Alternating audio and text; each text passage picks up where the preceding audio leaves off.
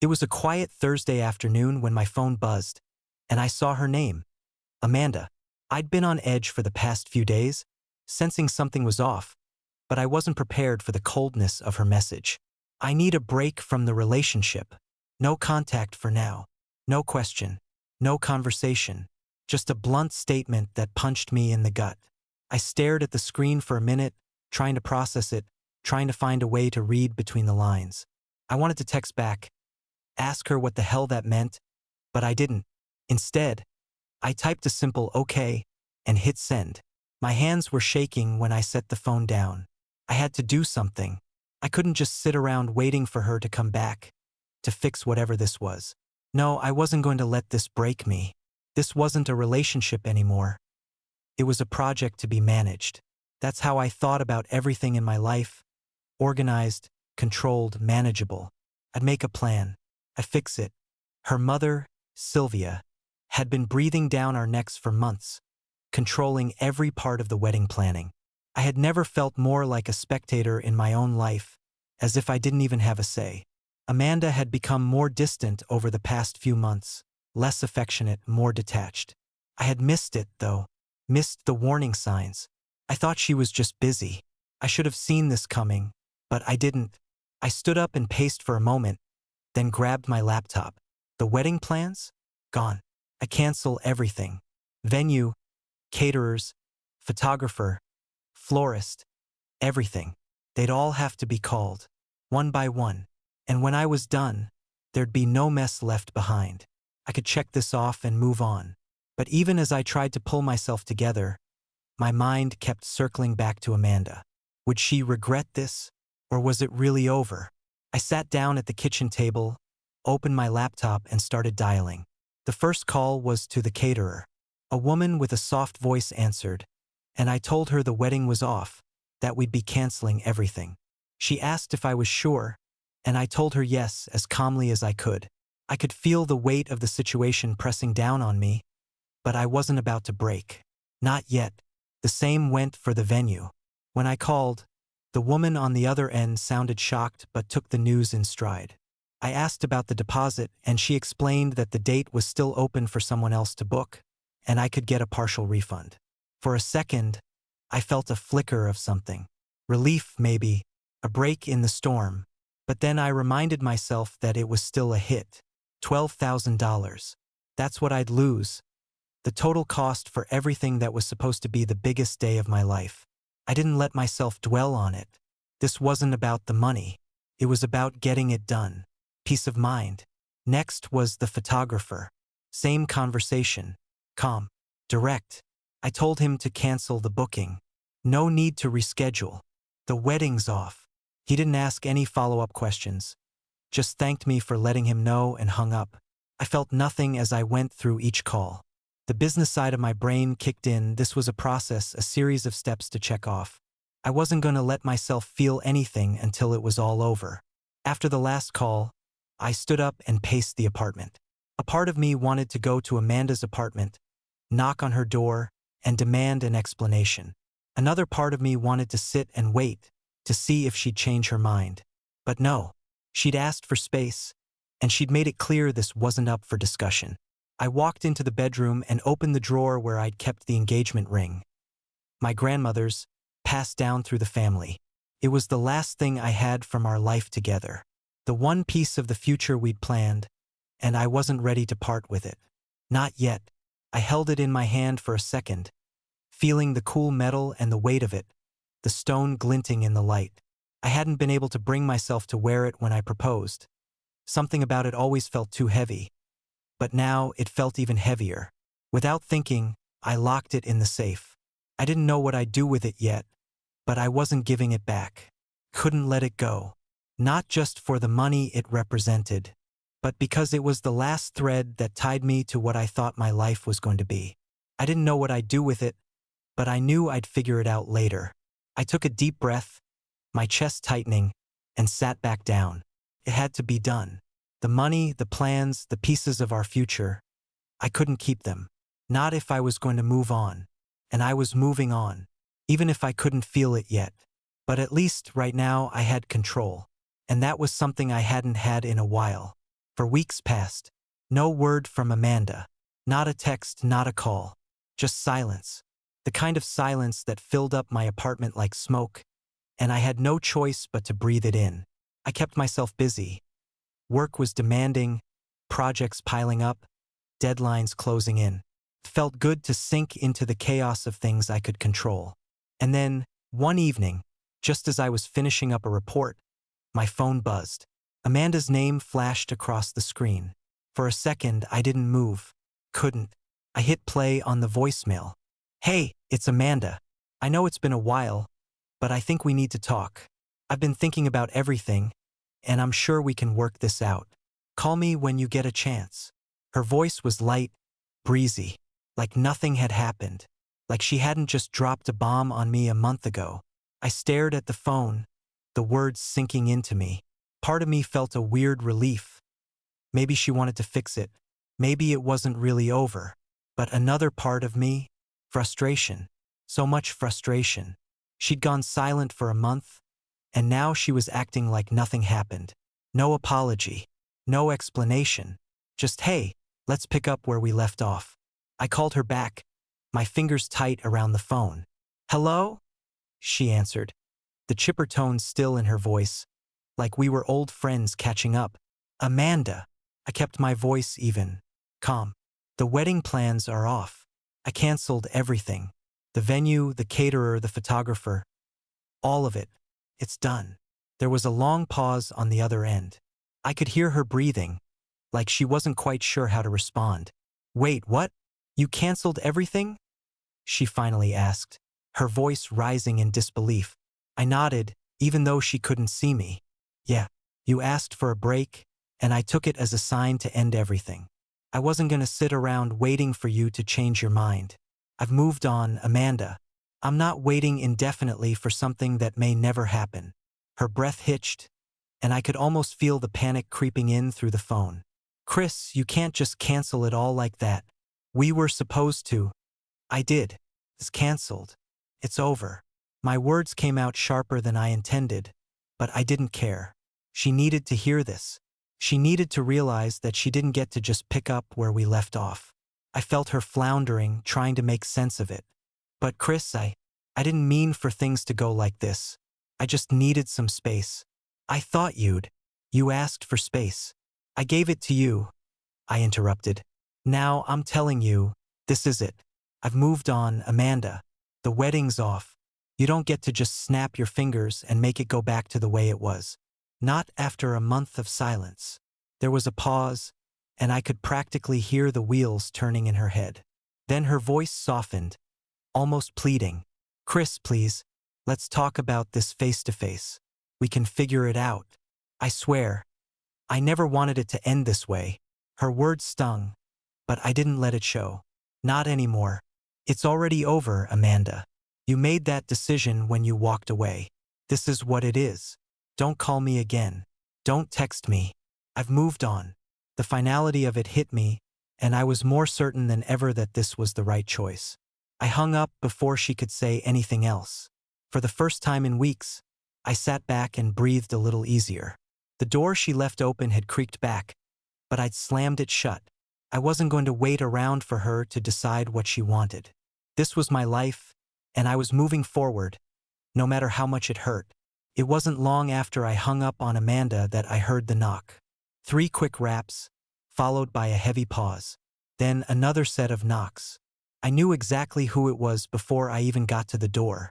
I opened it just wide enough to peek out, but kept the chain on. Amanda stood there, eyes wide, her face flushed, like she wasn't sure whether to be angry or desperate. But it was Sylvia who immediately took control, her voice cutting through the air like a blade. "Chris," she started, the word almost dripping with disdain. "What the hell do you think you're doing? You don't just cancel everything, walk away like that. You're an adult and this is how you handle things? Like some petty little kid." I didn't flinch. I wasn't going to. "Sylvia," I said, my voice calm but firm, "I'm not going to let you in. I'm not having this conversation on your terms." Her mouth twisted into a sneer. "This is my terms. You've made a mess of things, and now you're going to fix it. I didn't even look at Amanda. Couldn't. I could feel her eyes on me, but I couldn't bring myself to acknowledge her. I took Amanda's request for no contact seriously, I said, my words clear and steady. I thought that meant it was over, so I did what I had to do. I canceled everything. I moved on. You're punishing her, Amanda said, her voice rising now, filled with that defensiveness I was so used to hearing. This is ridiculous. We can just pick everything back up. We can start planning again. You don't just cancel everything and walk away like it never mattered. You don't get to do that, Chris. I felt a tightening in my chest, like I was choking on her words. She couldn't possibly think I'd just turn the page that easily, that everything could be picked up after a month of nothing. I shook my head, my patience starting to fray at the edges. No, Amanda, you don't get to just walk back in and expect me to undo everything I've already done. It's over, and I'm done waiting for you to decide what this is. You walked away, and I took that as my answer. Sylvia's voice cut in again, sharp and forceful. You're acting like a child. You've ruined everything. You can't just throw away years of planning like it's nothing. Fix it. You'll call the vendors. You'll tell them it was a mistake, and you'll get everything back on track. I let out a slow breath, the calmness of the situation barely hanging on by a thread. I'm not doing that. It's not a mistake, Sylvia. It's done. The wedding's off. I'm not changing my mind. Amanda's face paled, her anger giving way to something I couldn't quite place. You can't just. I can. I cut her off, and for the first time in weeks, I felt the full weight of the decision I'd made, the finality of it. You wanted space. You got it. And now I'm telling you, this is over. I've moved on, Amanda. I can't just turn it back on because you think you've decided you're ready. Amanda's eyes filled with something. Frustration, yes, but more than that. We can work this out, she insisted, shaking her head, like she was trying to convince herself as much as me. I never wanted it to be like this, Chris. I'm sorry. I didn't know how to handle it. But we can fix this. I stood there, my heart pounding, but my voice steady as I responded. It's too late for that. I glanced back inside, where the last remnants of what could have been a life together were packed away. Then I turned back to them, and the words came without hesitation. I'll return the money your parents gave for the wedding, the deposit, everything. But the relationship is over. I'm not going to pretend otherwise. Sylvia's face twisted, like she was about to burst. You think you can just walk away from all of this and it won't have consequences? You think she won't regret this? You've made a mistake, and now you're going to fix it, Chris. But there was nothing left to fix. I wasn't going to fix it for her. For them. I wasn't going to let them push me back into something that was never going to work. I'm not going to keep playing this game, Sylvia, I said, my tone cutting. It's done. The wedding, the relationship, it's all over. I'm not going back on it. I could see Amanda's face crumple, her lips trembling, but there was nothing left to say. Couldn't let her in. I wouldn't let them drag me back into that chaos. The silence that followed was heavy, thick with the things we weren't saying. Then, slowly, Sylvia gave me one last glare, like she was trying to burn a hole through me with her eyes. You'll regret this, she hissed, her words seething. I didn't say anything. I just shut the door, the sound echoing through the hallway, sealing everything away. And for the first time in a long time, I felt lighter. The next day, my phone buzzed again. I looked down, expecting it to be another call from Amanda, but it wasn't. It was from my dad. Hey, Chris, he said when I picked up, his voice steady but with that edge of concern I knew all too well. I just got a call from Sylvia. I felt a wave of frustration hit me. What now? She says you're having some kind of mental breakdown, that you've lost control and are spiraling after the breakup. She's really worried about you, he said, his tone softening at the end, like he was trying to choose his words carefully. I clenched my jaw. Of course, Sylvia would try to make it seem like I was the problem. She was always looking for a reason to blame someone else, and now it was my turn. Don't listen to her, I said, keeping my voice steady, but I could feel my anger building. I'm fine. I made a decision. She doesn't like it, so now she's trying to make it look like I'm unstable. You know I'm not. There was a long pause, and I could hear the rustling of papers on the other end as he processed what I'd said. I know you. I trust you, Chris, he finally said. But I also know how manipulative Sylvia can be. You did the right thing. Don't let her get to you. You're doing what's best for you, and that's what matters. Don't let anyone tell you otherwise. I let out a breath I didn't realize I'd been holding. Hearing him say that, especially when everything felt so damn wrong, helped more than I wanted to admit. Thanks, Dad. No problem. You've got this, he said and hung up. The conversation didn't make me feel any less raw. But at least I wasn't questioning myself anymore. But things were far from over. A couple of days later, I got a notice from HR. An anonymous complaint had been filed against me, claiming that my personal situation was affecting my ability to focus at work. The complaint was vague. Some nonsense about me being unstable and unable to handle high-pressure projects. That it was clear I wasn't emotionally fit to be making decisions for the company. I stared at the email for a few minutes, the words swimming in front of me. My first instinct was to laugh, but the bitter taste in my mouth kept me from it. This was Amanda's doing. She couldn't just let it go. The next morning, I had to sit down with the HR team. The whole thing felt like a fucking circus. 2 representatives, both trying their best to be professional. But I could see it in their eyes, this wasn't their first rodeo. They'd dealt with petty shit before.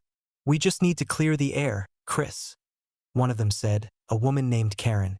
This isn't an accusation, but we do have to address the complaint. It's part of the process. I nodded, forcing myself to stay calm. I couldn't let this turn into something bigger. Look, I understand. I'm not here to cause any problems. But this is just... It's personal and someone's using it against me. It's been a tough time, but I'm handling it. My work hasn't suffered. Karen gave me a measured look. We understand, and we're not suggesting otherwise. But we still have to make sure everything is in order. We need to ensure that your personal life isn't bleeding into your professional life. I could feel the frustration bubbling up again, but I kept it down.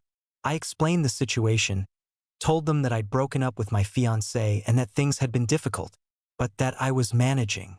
I even told them the truth, that I wasn't going to let anyone push me around. They listened, nodded, and finally gave me the bare minimum reassurance I needed. We'll take this into consideration, Karen said. It's clear from our conversation that you're focused on your work. We just wanted to make sure everything was clear on our end. As I walked out of that meeting, I felt the pressure in my chest ease a little, but the damage had been done. The complaint didn't tarnish my reputation, but the fact that Amanda had gone that far, that she'd try to ruin me at work to get back at me for ending the engagement, didn't sit right. It was a subtle move, but a dangerous one. I knew it was a tactic. If she couldn't get me emotionally, she'd try to break me professionally. And as much as I wanted to shrug it off, it still stung. I couldn't help but think about how far she was willing to go. How much of my life she was willing to tear apart just to get back to where we were. Back to that place where everything felt familiar and safe, even if it was a lie. I didn't have the luxury of pretending anymore. I had to keep moving forward. But now the fight was everywhere. A few days after the HR meeting, I started to notice the subtle ways Sylvia and Amanda were ramping things up. It wasn't enough for them to call my father or send complaints to my workplace. They were going bigger. The first sign came when I got a letter from my lawyer. A cease and desist. It was a formal warning. Sylvia and Amanda were demanding that I reinstate the wedding plans and pay for the emotional distress I had caused them by canceling everything. The letter was riddled with legal jargon, but the bottom line was clear.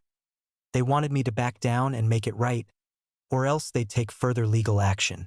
I laughed out loud when I read it. Emotional distress? Reinstate the wedding plans? The sheer audacity was almost impressive. But the real kicker came the next day. I was getting ready to leave my apartment when I saw Sylvia's car parked outside. At first, I thought it was a coincidence, but then I saw Amanda and her father, Robert, walking up to the door. I didn't even bother to check the peephole. I knew what was coming. I stayed inside, pretending I didn't see them. They knocked.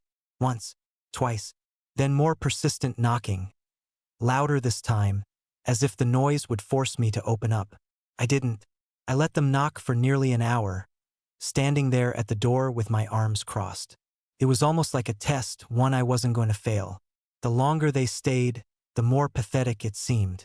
They had no idea that their presence meant absolutely nothing to me anymore. After a while, the knocking stopped. I heard muffled voices, Amanda's, Robert's, and Sylvia's. Then, finally, footsteps fading away. They'd given up for now, but I could feel the tension in the air. Later that afternoon, I got another letter from Sylvia and Amanda. This one wasn't a legal threat. It was something far more ridiculous. An invoice. The invoice listed thousands of dollars. An outrageous breakdown of emotional labor and household management fees. The charge for emotional labor was the largest, more than $8,000. There were smaller charges for event coordination, another $3,000, and relationship maintenance, another $2,500. I stared at it for a while, trying to wrap my head around how far they were willing to go. Emotional labor? I couldn't stop shaking my head. Was this a joke? Were they seriously trying to charge me for all the things they did in the relationship that I'd already paid for with my time, energy, and trust? I forwarded the invoice to my lawyer. Within hours, I had a response. The letter was short, professional, and to the point. It effectively shut down the entire claim. My lawyer cited that the charges were baseless and that any further legal threats would be seen as harassment. Sylvia and Amanda were trying to use legal pressure to manipulate me, and my lawyer wasn't having it. I smiled when I read the response, feeling a sense of relief, but also a growing sense of empowerment. Sylvia's tactics were childish, desperate, and now they were starting to backfire. That night, I sat on my couch, the weight of everything that had happened still sitting heavy on me. But it was different now.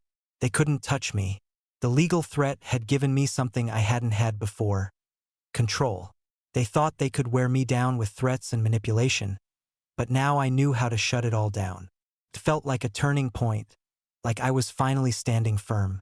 Every attempt they made to pull me back in only made me feel stronger. I wasn't playing their game anymore. I didn't have to.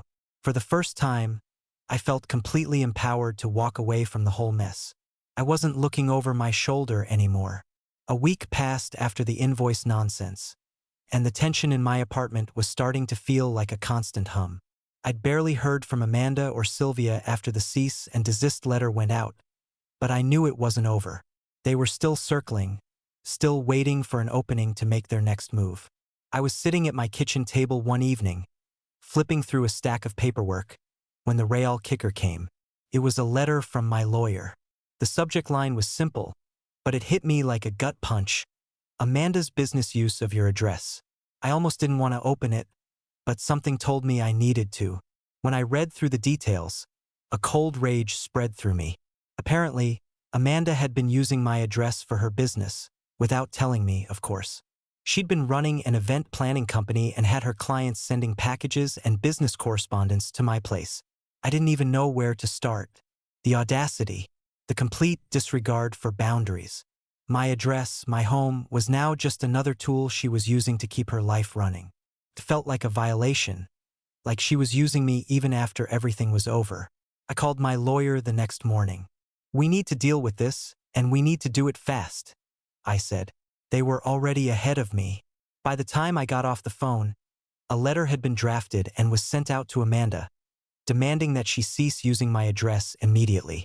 If any further correspondence came to my apartment, it would be returned to sender. Simple, direct, non-negotiable. My lawyer also included a note about the engagement ring, stating that if Amanda tried to claim any ownership of it, its inflated value would be reduced significantly, since it had been passed down as a family heirloom and had never belonged to her. I'd never been a fan of escalating things, but the more I sat with it, the more I realized I had to.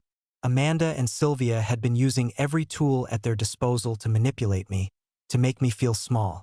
They dragged me through the mud, used legal threats and lies, and now this? This was where I drew the line. Within days, I got a response from Amanda and Sylvia. They were trying one last time to salvage their image, to turn the narrative back in their favor. They accused me of trying to ruin Amanda's business, claiming I was being unreasonable. They threatened to take me to court over the use of my address, despite the fact that I hadn't given them permission. It was almost laughable, but I didn't let myself get worked up. I knew exactly what was going on. They were desperate. The more they pushed, the more isolated they became. The legal pressure was mounting. And now it wasn't just about a wedding anymore, it was about control. Power. They had none left. Word got out about the address thing. At first, it was just a small ripple. Some of the event planning community started whispering about Amanda's unethical business practices, how she had used someone else's address without consent. But then the story spread, and it wasn't just people in the event world talking. Amanda's name started to show up in places she didn't want it. She was being exposed for what she was, and worse, for what her family had become. I could feel the shift. For the first time in months, I felt like things were finally turning in my favor. I wasn't just the guy who got left at the altar, the one who had his life torn apart. I was the guy taking control, the one who wasn't going to let this drag him down any longer. Every legal step I took, every letter sent, gave me more power. I didn't have to beg for peace anymore. I was the one setting the terms now. I started to think about the future, about what life might look like after all this was over. The engagement ring was locked away, a reminder of something I'd almost built but never would. But it didn't matter anymore. I wasn't thinking about Amanda or her family or what they thought of me. I was thinking about my own peace of mind. Amanda's future in event planning was looking increasingly uncertain, and as much as I hated to admit it, I felt a strange satisfaction in that. She'd gone too far. Sylvia had gone too far. And now they were paying the price for their actions. I wasn't looking for revenge. I wasn't even looking for justice, really, but I couldn't help but feel that for once, I was on the right side of everything. Every move I made from here on out felt more like a step forward. The situation was turning, and with each new step I felt more in control. I wasn't just surviving anymore. I was finally starting to live again. The day Amanda was supposed to pick up her things came and went, and she never showed. Neither did Sylvia. I sat by the window for hours, watching the clock tick, half expecting them to show up at the last minute, trying to salvage whatever they could of their pride. But as the afternoon slipped into evening, it became clear they weren't coming. I wasn't surprised. Not really. This was just one more thing they couldn't control, one more thing that slipped away from them. I'd already packed up all of Amanda's stuff. 27 boxes. Everything she left behind. All the things that had once felt so damn theirs. Her clothes, the photos we'd taken together, the things she'd accumulated over the years we'd been together. I had everything neatly packed and stacked by the door, waiting for the movers to come. When they showed up, they barely needed instructions. They'd seen this sort of thing before, broken relationships, people too scared or too proud to do the work themselves. They just got to work, loading the boxes into the truck without a word. As they worked, I stood there almost detached. The physical space was being cleared, and it felt like something inside me was being cleared too. By the time the last box was loaded into the truck, there was a strange sense of finality in the air. I watched the movers drive away, the last tangible part of Amanda's presence disappearing with the truck. It felt like watching someone walk away from you for good.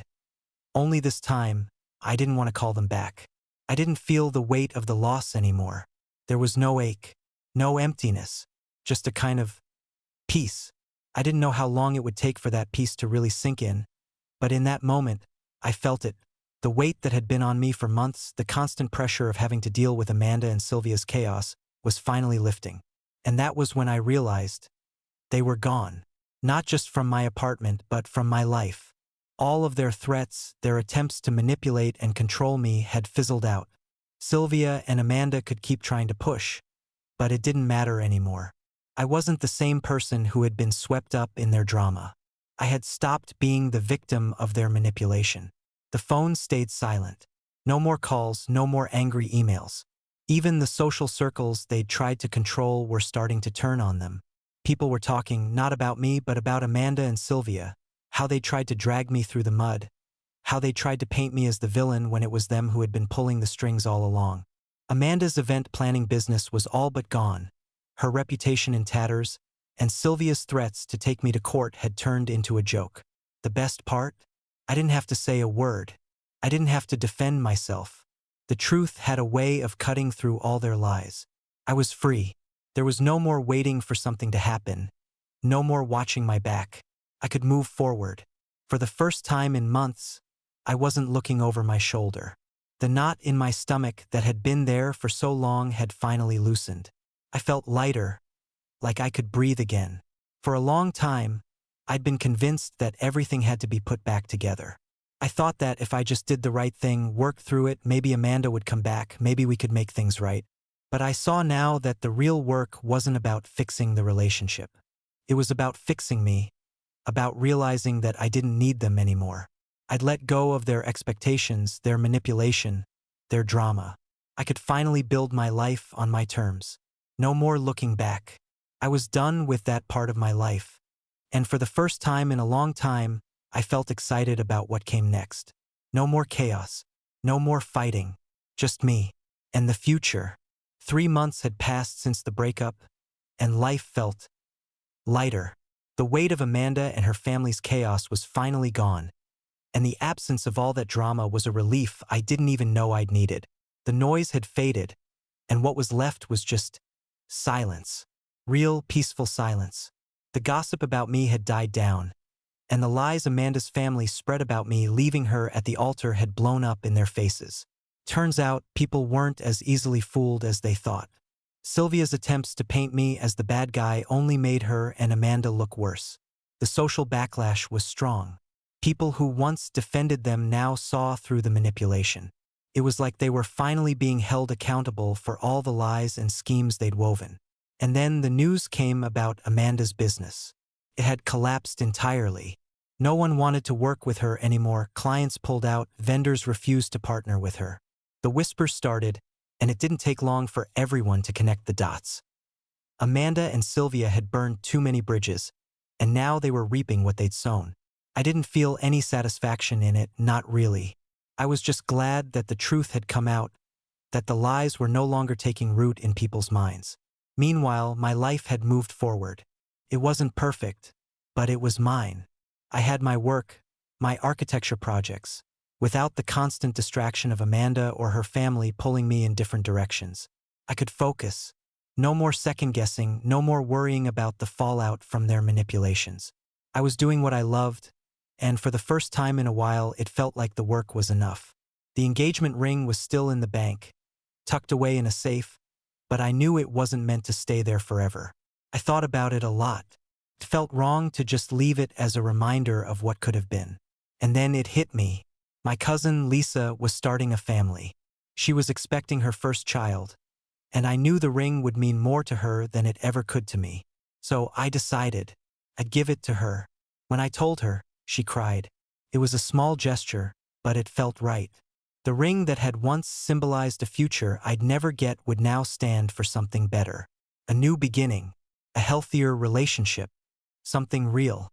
I stood in front of the mirror one night, just thinking about everything I'd been through. The heartbreak, the anger, the frustration. It had been hard, no question. But in some strange way, I was grateful for it. It had changed me, made me stronger, more sure of who I was and who I didn't want to be. The whole mess with Amanda had been painful, but it had also been the push I needed to finally grow up, to stop letting other people control my life. I'd done the right thing even when it was hard. And now I was moving on. I wasn't looking back anymore. I was finally looking ahead, and it felt brighter than it had in a long time.